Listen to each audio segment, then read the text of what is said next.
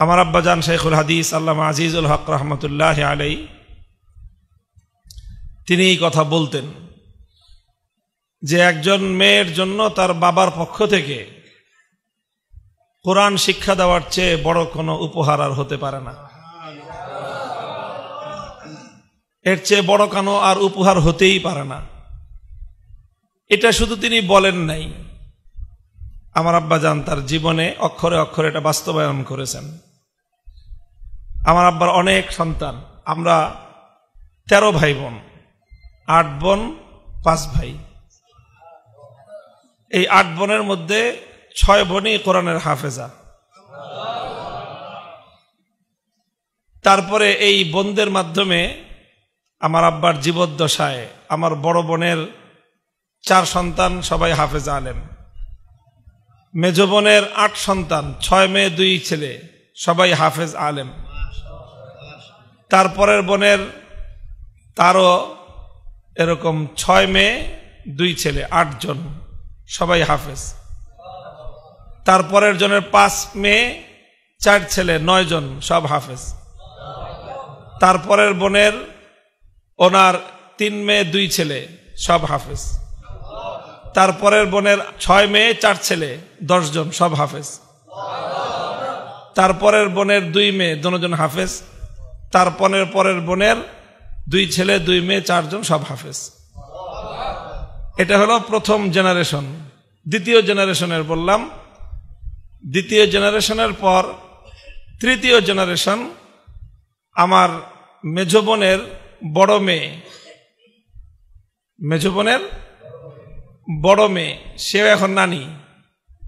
আমার বোনও হায়াতে আছে, বোনের মেয়ে সে আমার চেয়ে অল্প একটু বড়, সে নানি। তো তারও এরকম 6 মেয়ে আর 3 ছেলে 9 জন সবাই হাফেজ। আলহামদুলিল্লাহ। এটা আমার আব্বাজান শেখুল হাদিস রহমতুল্লাহ আলাইহি ওই যে জীবনের শুরুতে একটা কথা বিশ্বাস করেছিলেন যে একজন মেয়ের জন্য তার বাবার পক্ষ থেকে এর চেয়ে আর বড় কোনো উপহার হতে পারে না যে মেয়ের বুকের মধ্যে, সিনার মধ্যে আল্লাহর কোরআনের নূর প্রজ্বলিত করে দিলেন।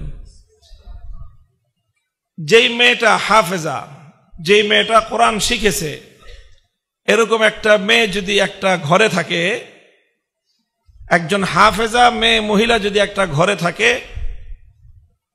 তো এমনিতেই তো আলহামদুলিল্লাহ মহিলারা পুরুষদের তুলনায় বেশি ইবাদত গুজার হয়। এটা একেবারেই কমন। মহিলা যদি দিনদার হয় পুরুষের চেয়ে বেশি দিনদার হয়, মহিলা যদি বদ্দিন হয় পুরুষের চেয়ে বড় বদ্দিন হয়। লক্ষ্য করে দেখবেন, এখানে মসজিদে মুসল্লিরা আছেন, নামাজিরা আছেন। আমি আপনাদেরকে বলি, যারা নামাজি ভালো, যদি আপনার মিসেস নামাজি হয়ে থাকে, আমি চোখ বন্ধ করে বলে দিতে পারবো আপনার চেয়ে আপনার মিসেস উনি নামাজ বেশি পড়েন, নফল বেশি পড়েন, তিনি কোরআন তেলাওয়াত বেশি করেন। আল্লাহ পাক রব্বুল আলামিন মহিলাদেরকে এমন ভাবে খাজানা বানিয়েছেন। মেয়েরা হলো খাজানা, যদি ভালো হয় ভালোর খাজানা, যদি খারাপ হয় খারাপের খাজানা। যেই ঘর, যেই পরিবার দিনের দিকে অগ্রসর, সেই ঘর এবং সেই পরিবারের পুরুষদের চেয়ে মেয়েরা দিনের দিকে বেশি অগ্রসর হয়। যেই ঘর দিনদার হয়, সেই ঘরের পুরুষের চেয়ে মেয়েরা নফল নামাজ বেশি পড়ে। যেই ঘর দিনদার হয়, সেই ঘরের পুরুষের চেয়ে মহিলারা জিকির আজকার বেশি করে। যেই ঘর দিনদার হয়, সেই ঘরের পুরুষের চেয়ে মহিলারা তেলাওয়াতে কোরআন বেশি করে। যেই ঘর বদ্দিন হয়, সেই ঘরের পুরুষের চেয়ে মহিলারা 1000 গুণ 100 গুণ বেশি দুষ্ট হয়। সেই সমস্ত মহিলারা দেখবেন, যত এই সমস্ত বদ্দিনী, যত সমস্ত বেপরদেগী, যত সমস্ত খারাপ চিন্তা মহিলাদের মাথায় বেশি গিজগিজ করে। পুরুষরা অনেক সময় এই সমস্ত মহিলাদের কারণে একটু ভালো হইতে চাইলেও পারে না। টেলিভিশন কিনবে, পুরুষের না হইলেও চলে, বদ্দিন মহিলা টেলিভিশন না হইলে চলবে না। পুরুষের কোন রকম টেলিভিশন হইলেও চলে, সাদা কালো। বদ্দিন মহিলা হলে রঙিন টেলিভিশন ছাড়া তার চলবে না। পুরুষের 24 ইঞ্চি হইলেই চলে, বদ্দিন যদি হয় মহিলা তার 48 ইঞ্চির কমে হবে না। একেবারে বাস্তব পরীক্ষিত আমার কথা আমি বলতেছি, আপনারা সবাই পরীক্ষা করে দেখেন নিজেদের সাথে। মুহতারাম হাজিরিন, এই জন্য যদি কেউ চিন্তা করেন, সিদ্ধান্ত নেন যে আলহামদুলিল্লাহ আল্লাহ পাক দ্বীনের মধ্যে শান্তি রেখেছেন, সুখ রেখেছেন, তাহলে একটা মেয়েকে যদি কেউ দিনদার বানাতে পারেন, আল্লাহ পাক রব্বুল আলামিন মহিলাদের মধ্যে এক আশ্চর্য ক্ষমতা দিয়েছেন।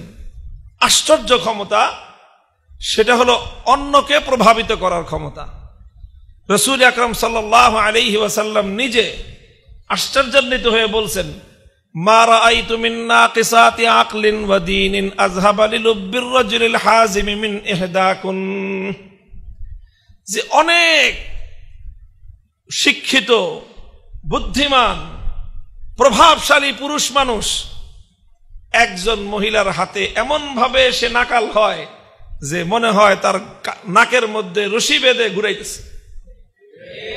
নবীজি বলেন যে একজন সাধারণ মহিলা একজন পুরুষ মানুষকে যেইভাবে নিয়ন্ত্রণ করতে পারে, অথচ নিজে দুর্বল। মহিলাদের স্বাভাবিকভাবে পুরুষের তুলনায় মহিলাদের বুদ্ধি কম, পুরুষের তুলনায় মহিলাদের ধৈর্য কম, পুরুষের তুলনায় মহিলাদের শক্তি কম, সব দিক থেকে তারা দুর্বল, কিন্তু একটা দিক থেকে তারা সবল। সেটা হলো 10 জন পুরুষ মানুষ মিলে একজন মহিলাকে নিয়ন্ত্রণ করা, প্রভাবিত করাটা যত সহজ, এক মহিলা 10 জন পুরুষকে নাকানি চুবানি খাওয়ায় নাকাল বানায় ছাড়বে। এটা আল্লাহ পাকের ফিতরাত, সৃষ্টি। আল্লাহ বলেছেন, তুমি যত বড় শিক্ষিত হও, যত বড় ডিগ্রিধারী হও, যত বড় ক্ষমতাবান হও, তোমার মিসেস গন্ড মূর্খ, স্কুলের বারান্দায় পা দেয় নাই, আর তুমি MA ডবল ডক্টরেট, তোমার বাড়িতে গিয়ে দেখবেন বলতেছে বাজার করে আসো, কয় ঘুমে ধরছে, কয় আবার বলতেছি বাজারে যাও, সব সোজা সোজা। আরে বড় বড় অফিসার, তার মিসেস পড়াশোনা করে নাই, মেট্রিক পাস, বাজারের ব্যাগ 3টা ধরায় দিছে, পিছনে পিছনে হাঁটতেছে, পিছনে পিছনে হাঁটতেছে, মার্কেটিং করতেছে ম্যাডাম, আর পিছনে পিছনে এমন ভাবে হাঁটতে থাকে মনে হয় যে তার পিছনে তার গোলাম আর চাকর ঘুরতেছে।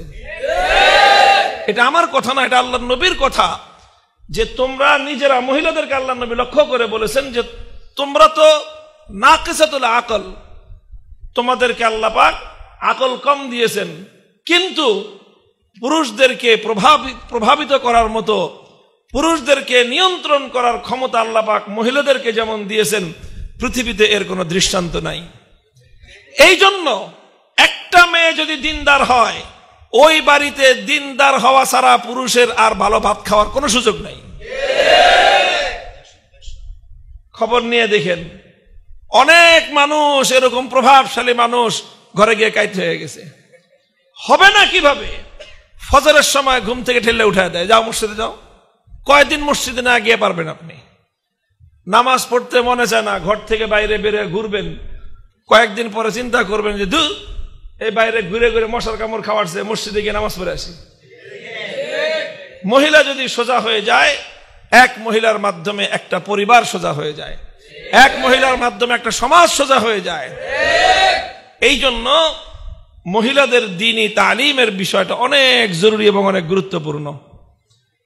এই জন্য আমি আপনাদেরকে বলবো, মেয়েদেরকে কোরআন শিখান, কোরআনের হাফেজা বানান আপনারা।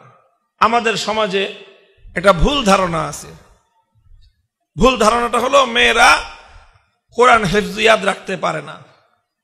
এটা একটা বাজে এবং ফালতু কথা। মেয়েরা কেন হেফজ ইয়াদ রাখতে পারবে না বলেন? মেয়েদের ইবাদত করার স্বভাব বেশি, তিলাওয়াত করার স্বভাব বেশি। আমি যদি একজন একজন করে নাম ধরে বলি, কেউ অস্বীকার করতে পারবে না। আইয়ুবী সাহেব যেই পরিমাণ তেলাওয়াত করে, ওনার আহলিয়া কম পক্ষে 5 গুণ বেশি তেলাওয়াত করে। আমি যদি কসম খেয়ে বলি উনি অস্বীকার করতে পারবে না। এই যে হামিদি সাহেব, মুস্তাকিম বিল্লাহ হামিদি সাহেব পাগড়ি মাথায় দিয়ে বসে আছে, আমি চ্যালেঞ্জ করে বললাম ওনার চেয়ে ওনার বিবি কমপক্ষে 3 গুণ 4 গুণ বেশি কোরআন তেলাওয়াত করে। এই যে উনি বসে আছে, খবর নিয়ে দেখেন, ইনি বসে আছে, খবর নিয়ে দেখেন, প্রত্যেকের ঘরে আলহামদুলিল্লাহ যারা দিনদার হয় তাদের চেয়ে তাদের ঘরের মধ্যে মহিলারা বেশি দিনদার হয়, ইবাদত গুজার বেশি হয়, তেলাওয়াত বেশি করে। আমার আহলিয়া, আমার বিবি, আমি যখন বিয়ে করছি উনি তো আমার শ্বশুর হলো আবার আর্মি অফিসার। তো বিয়ের পরে যখন আমাদের বাড়িতে আসলো, এসে দেখে সব হাফেজ। উনি তো কিছু দিন স্কুলে পড়াশোনা করে আসছিলেন, এসে দেখে বাসার সব হাফেজ। এখন এত হাফেজের ভিতরে থেকে নিজেকে সে খুব অসহায় মনে করতেছে।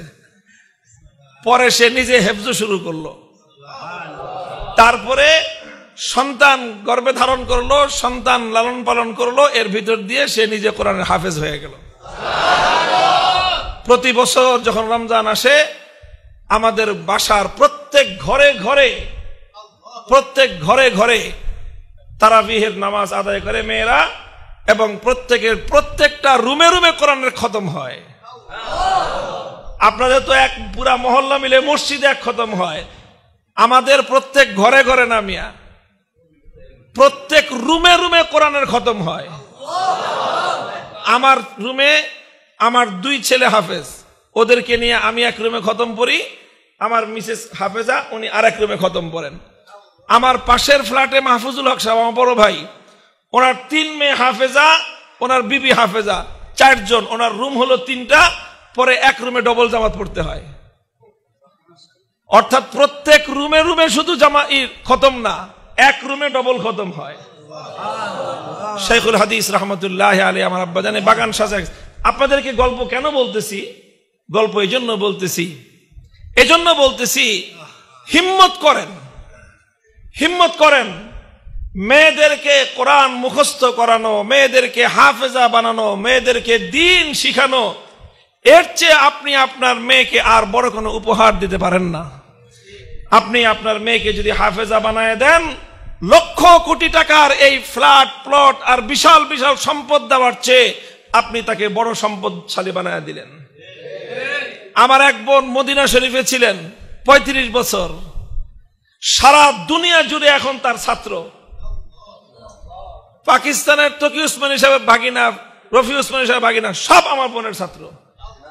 দেওবন্দের মাদানী খানদানের অনেক বড় বড় আলেম, সারা দুনিয়া ব্যাপী প্রসিদ্ধ আলেম আমার বোনের বাড়িতে আসলে খালাজি খালাজি কয়ে ওই বাড়ির সামনে বসে থাকে, এখনো ডরায় যে ওস্তাদ।